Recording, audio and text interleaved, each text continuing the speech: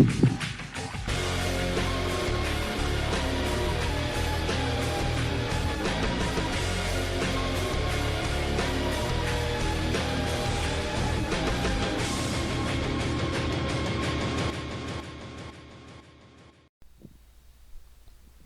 5, 4. What is up, guys? Welcome to it. I'm just kidding. What's up, guys? Welcome to another episode of the Lionheart Podcast. Now, for the first time ever, we are going to do the Cruiserweight Classic. Now, obviously, it's a lot of first time evers for different guys who do like reviews and stuff. But this time, we gonna talk about this Cruiserweight Classic. This was really good. This was really different from Raw, SmackDown, and NXT because it doesn't involve storylines or nothing like that. It was just straight up action. That was the main. If you put total nonstop action in this category, oh yeah, it was true. But now it was 4 matches and all with this whole show. I enjoyed this show. This show They consisted showed of their passion, and they had nothing but action.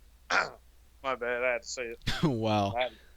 But this show consisted of a lot of action, man. Like some of these guys, I had no idea who they were. The guy in the main event, he looked very familiar. The Japanese guy, because they say he was in New Japan Pro Wrestling. He competed. He was the New Japan Pro Wrestling Junior Champion. But I'm gonna just talk about these matches, man. So the first match we had Grand Metalik. He was representing Mexico versus Alejandro Says. I don't know if I said his last name right. He's representing Chow. Now this match was a back and forth. It ended with Metallic hitting that screwdriver. Now this like the majority of these matches was very fast paced, and this was one of them.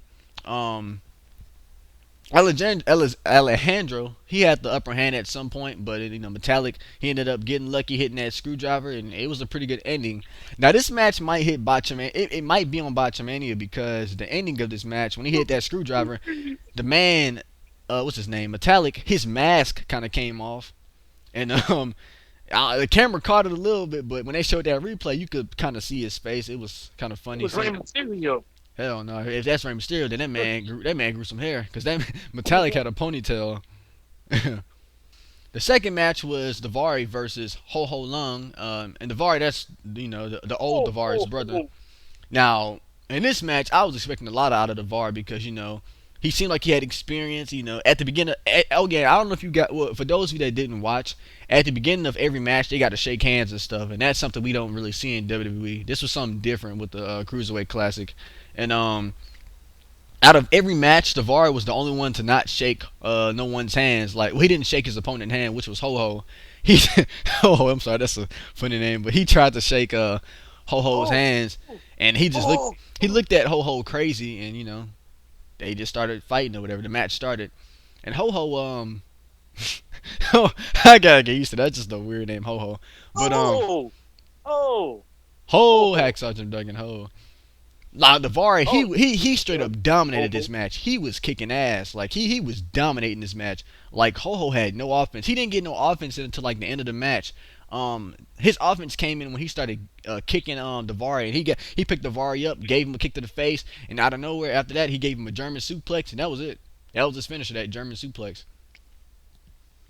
And that was the match. That was a really good match. I was going for Daivari in this match. I was thinking he was gonna win. He came in as the tough guy. He came in dominating, but Ho Ho took that victory with him. He took that W. The fuck, monkey. That's how he came into the match. Wow. Wow, that's messed up. Wow. But okay, the next match, the third match of the show was Clement Pediat.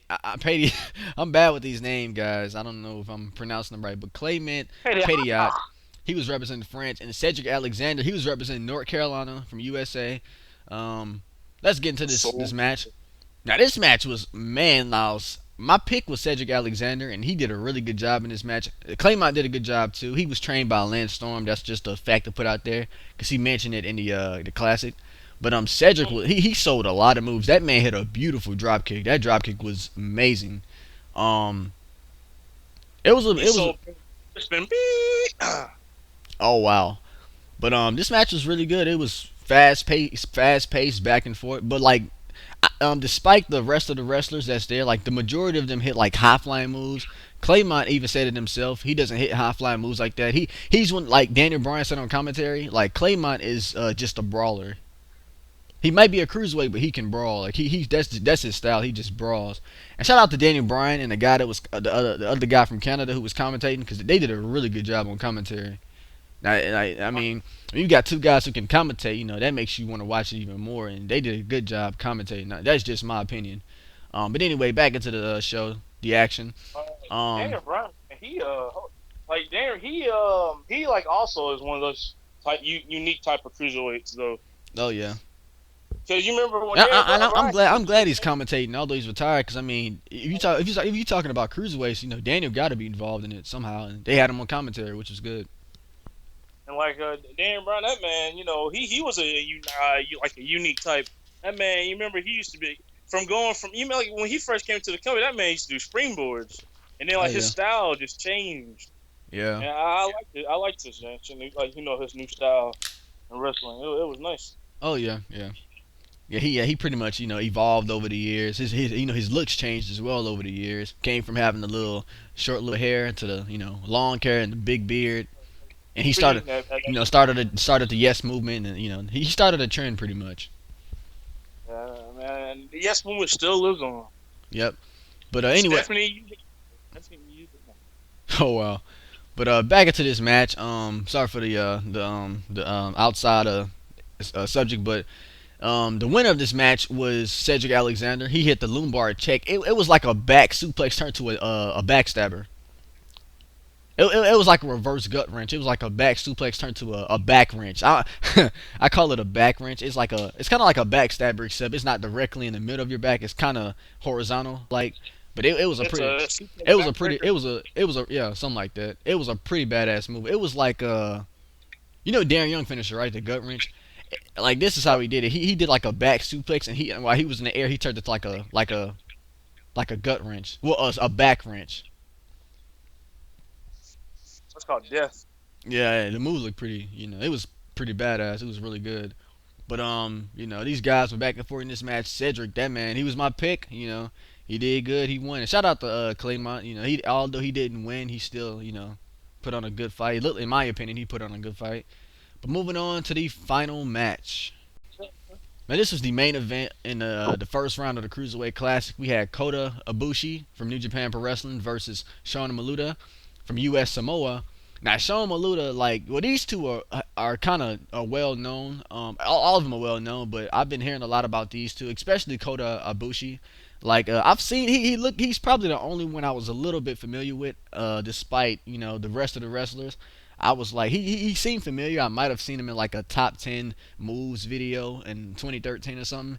And Sean Maluta, he's pretty much a part of the Samoan dynasty. He's related to the Usos, The Rock, Roman, and the rest of them. And he was trained by one of the great Samoans, and they're his uncles, by the way. But anyway, back into the match. Well, let's get into the match. Now this match was really good, man. At one point, Sean almost injured himself. He hit a somersault out the ring, but he somehow caught the rope. Oh, yeah. Or what? Like when I saw that, and when I saw that, that kind of reminded me of what Kalisto did on Monday. How he missed, botched it up a little bit. Oh yeah, he pretty much botched. Sean had botched the somersault, but he still kind of he kind of hit Kota, but it still did some damage. But now Daniel Bryan said on commentary that Kota has like he's in his opinion, Kota has one of the hardest kicks. And watching this match, oh yeah, that man can kick.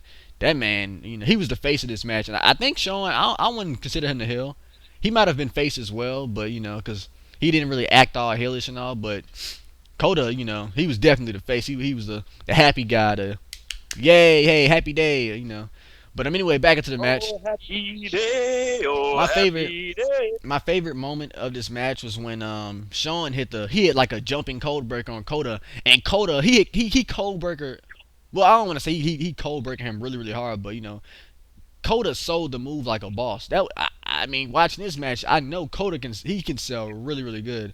He hit a flying cold breaker, and Kota jumped up and hit a backflip right after that cold breaker. That man landed on his neck, and I was like, oh my gosh, that that was definitely probably the top highlights of the show.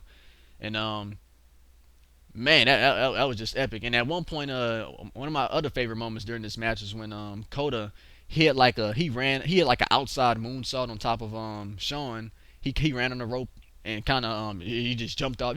I don't know if y'all know what Christian used to do. He used to jump on the rope, hit like a crossbody outside the ring. Oh yeah, yeah, Yeah, yeah, yeah. I know he exactly. he did it. That was like, He did it just like that, except he had a moonsault instead. It was pretty nice.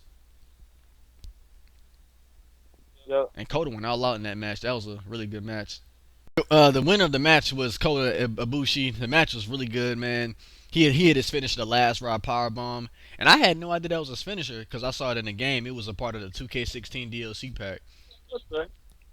And that was a pretty good ending to the pretty good ending to the show. But out of everyone in this show so far in round one, my picks to win actually, you know what? Yeah, I think my picks to win is either going to be Alexander or Kota Ibushi. They're like my favorite guys so far. But comment who y'all think is going to win the tournament, or who's going to move on in the next episode, the next round of the Cruiserweight Classic. So I mean, pretty much today was just a really, really, really good day for wrestling. Like I kind of like Exxon said, all these matches going on. Of course, this was only just a set of people. This wasn't like everybody, of course. Uh, I mean, we saw like a lot, today. So like athletic wise, different type of cruiserweights, different abilities. But like guys, tell us, who do you think is going to be the guy that steps up, wins this whole entire this tournament, and to get that spot on the WWE, in WWE, on that main roster? Who, or they could go straight to NXT. I don't know. Because NXT is losing like a lot of guys right now. But that's not the point. Who's the man that's going to step up? Who's the man that's going to do what they need to do?